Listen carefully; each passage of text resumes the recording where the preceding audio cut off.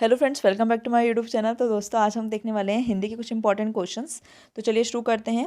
First question है, आनंद शब्द का उचित पर्यायवाची है। तो आनंद शब्द का आपको उचित पर्यायवाची शब्द बताना है कि क्या होगा। ऑप्शन आपको चारों दे रखे हैं। फर्स्ट ऑप्शन है आपका मोद या हर्ष, बी है आपका अचल या प्रमोद, सी है आपका तनुज या आमोद, और डी है ऑप्शन है आपका साल या उत्साह। ठीक है, तो करेक्ट ऑप्शन इसमें क्या होगा? तो ऑप्शन ए इज करेक्ट होगा, मोद या हर्ष। ठीक है, और हर्ष का विलोम क्या होता है? तो हर्ष का विलोम होगा आपका शोक। ठीक है, आगे देखिए। सेकंड क्वेश्चन है, बांगरू किस उपभाषा वर्ग की बोली है? तो बांगरू किस उपभाषा वर्ग की बोली है, ये आपको बताना है। ऑप्शन आपको दे रखे हैं, पूर्वी हिंदी, ठीक है, बी है आपका पश्चिमी हिंदी, सी है आपका बिहारी, और डी है आपका पहाड़ी।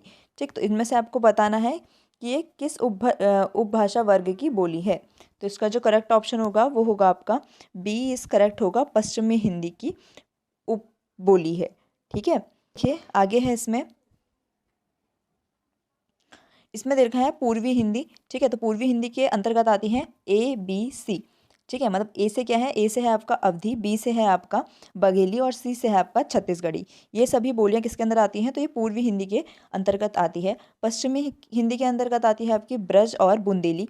ठीक है, और बिहारी भाषा के अंतर्गत आती है आपकी भोजपुरी बोली और मगधी बोली। ठीक है, और पहाड़ी का तो आपको पता ही होगा कि पहाड़ी बोली के अंदर आती है आपकी गढ़वाली और कुमाऊनी बोलियाँ।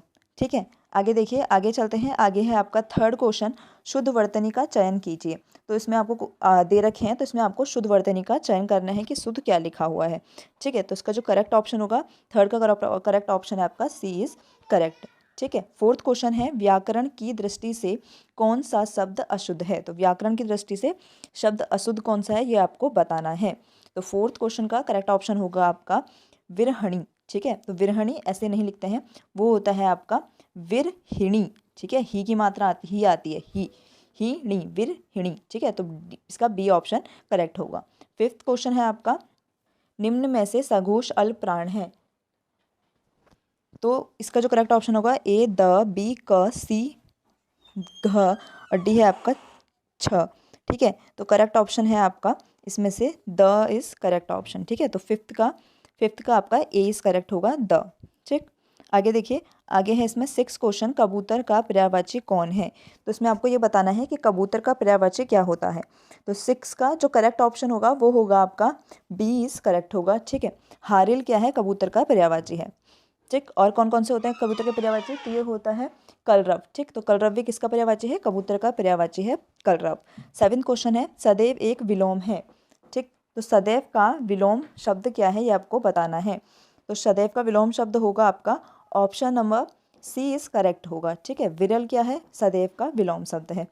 आगे देखिए, एट्थ क्वेश्चन है, जलीय का विशेष्य रूप है।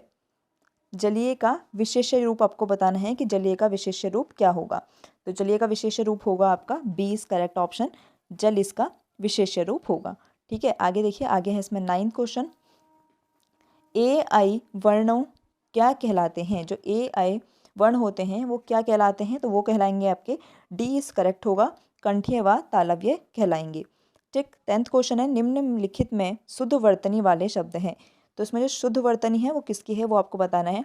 तो जो टेंथ का करेक्ट ऑप्शन होगा वो होगा आपका ए इज करेक्ट ऑप्शन। ठीक है, हिंदी खड़ी बोली किस अपभ्रंश के से विकसित हुई है? तो किस अपभ्रंश से विकसित हुई है, ये आपको बताना है। हिंदी खड़ी बोली किस अपभ्रंश से विकसित हुई है? ठीक, तो ये हुई है आपके सी इज करेक्ट होगा, सोर सैनी से ये विकसित हुई है। ठीक है, और हिंदी खड़ी बोली किसके अंतर्गत आती है? तो ये आती है आपके पश्चिमी हिंदी के अंतर्गत आती है। पश्चिमी की हिंदी के अंतर्गत जितनी भी बोलियां आती हैं उनकी उत्पत्ति हुई है आपकी सोर सैनी से। ठीक है, और पूर्वी हिंदी के अंतर्गत जितनी भी बोलियां आती है उनकी उत्पत्ति हुई है आपके अर्ध मागधी से। ठीक है, मतलब बी वाले से। ट्वेल्थ क्वेश्चन है, निम्नलिखित में से किस शब्द में गुण संधि है? तो ये आपको बताना है कि किस शब्द में गुण संधि है। ठीक, तो गुण संधि बतानी है आपको। तो ऑप्शन ए है हिमालय। हिमालय में कौन सी संधि होगी? तो ये होगी आपकी दीर्घ संधि। ठीक है, इत्यादि, इत्यादि में कौन सी होगी? तो यण संधि होगी। ठीक है, और सी है आपका तल्लीन। ठीक है, तो ये तल्लीन में होगी आपकी व्यंजन संधि। और लास्ट बचा है डी देवेंद्र। तो देवेंद्र में होगी आपकी गुण संधि। ठीक है, तो 12 का जो करेक्ट ऑप्शन होगा वो होगा डी इज करेक्ट ऑप्शन। ठीक, आगे देखिए, आगे है तिमिर का विलोम शब्द है। तो तिमिर का विलोम शब्द बताना है आपको कि तिमिर का विलोम शब्द क्या होगा। तो तिमिर का विलोम शब्द होगा आपका बी इज करेक्ट ऑप्शन, ठीक है, आलोक होगा तिमिर का विलोम शब्द। ठीक है, इसमें 14 क्वेश्चन दे रखा है। अभ्यांगत शब्द में उपसर्ग है। तो अभ्यांगत शब्द में उपसर्ग क्या है ये आपको बताना है।